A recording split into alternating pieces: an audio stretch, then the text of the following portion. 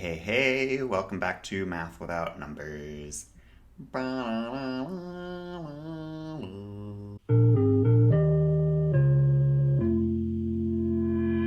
Okay, so today's topic, I want to talk about this problem called the cross and a blot problem. It's really more of a puzzle. We don't need to call it a problem. No, we don't need to make everything in math a problem. Feels negative.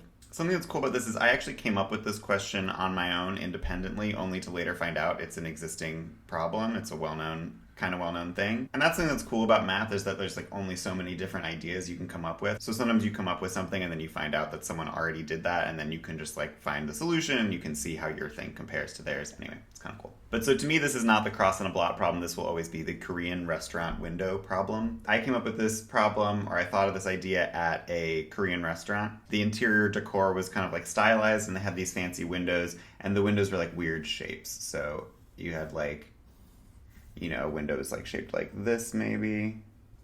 Like this was one of the windows. And another one was like, I don't know, I'm making this up. But so you had windows kind of looking like this. And what I noticed, I didn't draw it very well here, but what I noticed looking at these windows is that even though they were kind of weird non-standard window shapes, it looked like they were split, all of them were split into 4 panels of equal area. Of course, that's not really true here. This one's clearly smaller than this one. But that was the way that it looked at the restaurant.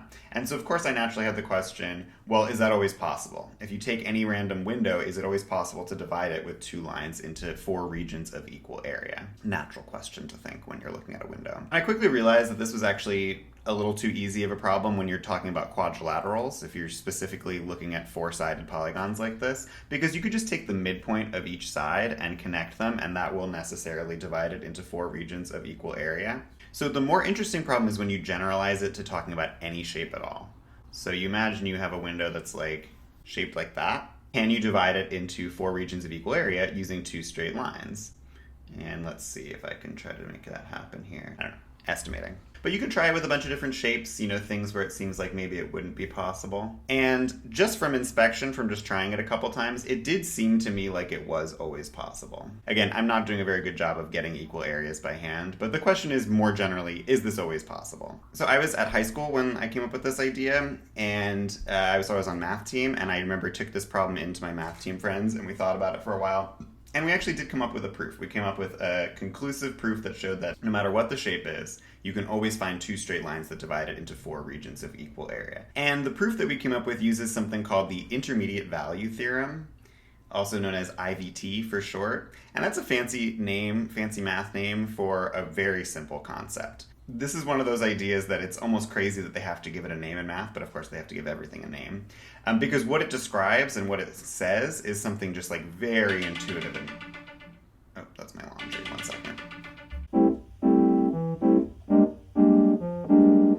So what it says in the simplest terms is just that in order to get from A to B, you have to pass through everything in between A and B. For example, let's say a year ago, my brother was shorter than me, and now my brother is taller than me. There must have been some point in the last year where we were exactly the same height. Not off by 1 little millimeter, not rounded to the nearest whatever, but exactly the same height. Another basic example, let's say it's 80 degrees in the daytime and it's 60 degrees at night. There was some point between whatever noon and midnight where it must have been exactly 70 degrees to the last decimal place, 0.00000.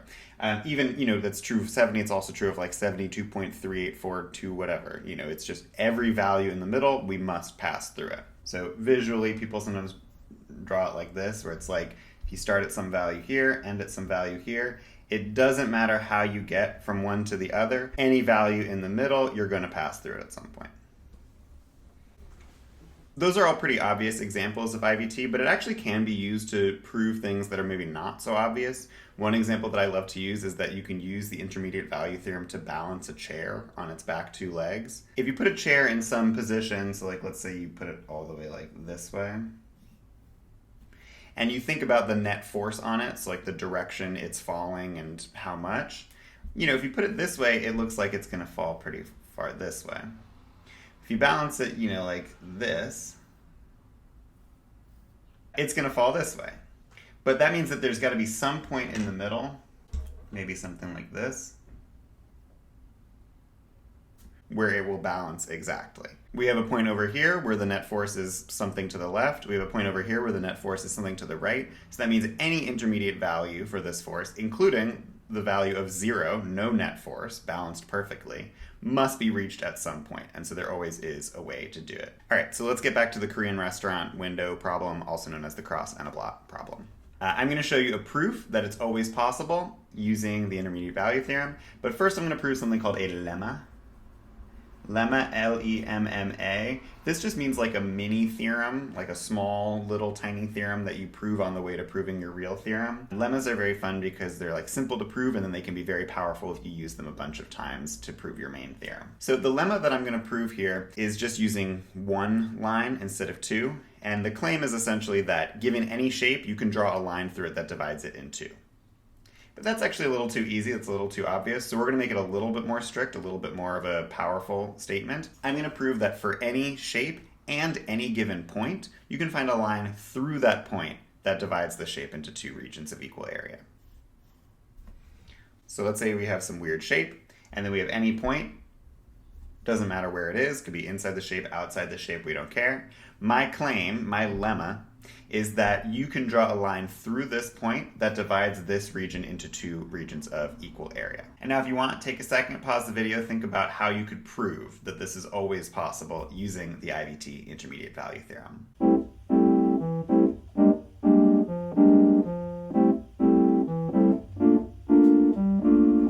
So here's the proof. Start by drawing any line through this point, any line at all.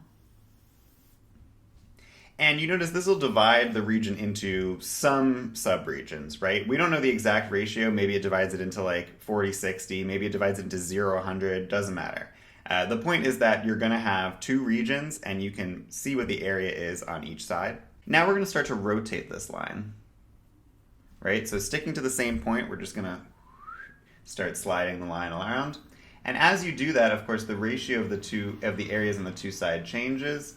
And eventually, once you go rotate all the way around, like 180 degrees, you're back to the same line, and the areas have flipped. So if you used to have 40-60, like 40 on this side, 60 on this side, now you have it the other way around, 40 on this side, 60 on this side. So that means you've gone from something above half to something below half, or vice versa, something below half to something above half. That means that by the intermediate value theorem, IVT, we are guaranteed to find a line in the middle somewhere that divides the shape into two regions of exactly equal area. So that's our lemma. Take a minute, make sure that that makes sense, that you understand how the lemma works, because it's just going to be basically using that lemma a couple times to prove the actual theorem. And now let's go. Let's prove the actual theorem. So once again, we're going to start with any shape. And remember, we're trying to find two lines that divide this into four regions of equal area. We're going to start by just applying the lemma. We're going to take any point, doesn't matter where, take some random point, and then we're going to draw a line through it that divides the original shape into two regions of equal area. We know that's possible because of the lemma. Something like that. And now take any point on this line. So you could start with the same point, you could pick like a point like this. And let's call the two regions we've created now A and B. We know from using the lemma again a second time that we can draw a line through this point that divides A into two regions of equal area. So you could imagine it would look something like this maybe. The problem is we don't know for sure that this is going to also divide B into equal area. And in fact, looking at this picture, it seems like very possible that it won't. It seems like it would be a huge coincidence actually to find a line like this that would also divide B into equal area at the same time. So that alone is not enough. But the trick is that we have control over this point here. We just picked a random point. So we can slide this point around, and anywhere we slide it, we know from our lemma that we can draw a line through it. Like if we put it here, we can draw a line through it that'll divide A into equal area. So let's slide the point all the way as far as it can go to the right. And notice that if you go far enough out to the right, you're going to be dividing A into equal areas, but you won't even be touching B. There's definitely going to be a place, if you go far enough out, where you miss the other region completely. And so in that case, you could say that the right-hand side of this line on the bottom contains 0%, none of the region B. Okay, now you slide it around. You slide it from the right continuously leftwards, and as you go, you are at every point choosing the line that divides A into equal area. So we're actually applying the lemma like an infinite number of times. In fact, like a continuous quantity of times here. And so as you go, like here, we're going to have a line through it that's like kind of like that. And then here, we're going to have a line through it that's kind of like that. And then we keep going, keep going, keep going. And eventually, if you go all the way out to the left, notice that the same thing that was true on the right is going to be true over here. You're eventually going to find a line that doesn't hit the bottom region B at all. And so now, if you're looking at the proportion of the area of B that's on the right-hand side of this line, you now have 100% of it, all of it. So we went from having none of B on the right-hand side to having all of B on the right-hand side, and we're moving, sliding continuously from right to left. And that means that at some point in the middle, we must find a point, maybe somewhere around here, where the line that divides A in half also divides B in half. And I hope that's convincing, because that is the proof of the Korean restaurant window problem. And now, I must say, there actually is a follow-up to this, because I proved this with my math team friends in high school, and I thought this was like a really neat little thing that we came up with. A few years later, on some like problem-solving forum, I actually saw a version of this problem that is slightly more restrictive. And what this asks is it always possible, given any shape, to find two perpendicular lines that divide the shape into four regions of equal area? Now, this is a slightly trickier problem. You can still prove it using only the intermediate value theorem, just used again and again and again, but you have to be a little bit more careful than you were here. Just like we chose an arbitrary point here, and being able to slide this point back and forth gives us sort of another dimension of control. The same is true with this original point that we chose at the very beginning. And if you are careful about how you do this, and you sort of do like a rotatey thing with it, having control over this point makes it so that you can guarantee that your two lines that you create using this process end up being perpendicular. If you're interested in this problem, I strongly recommend trying to figure it out. It's a really interesting one. I think that's all I got for you this week. Quick little problem. I think it's a nice one. If you have any questions about this or any ideas about how to solve the perpendicular problem, or if you want a hint about solving the perpendicular problem, leave those in the comments. And then, of course, like, subscribe, and buy the book.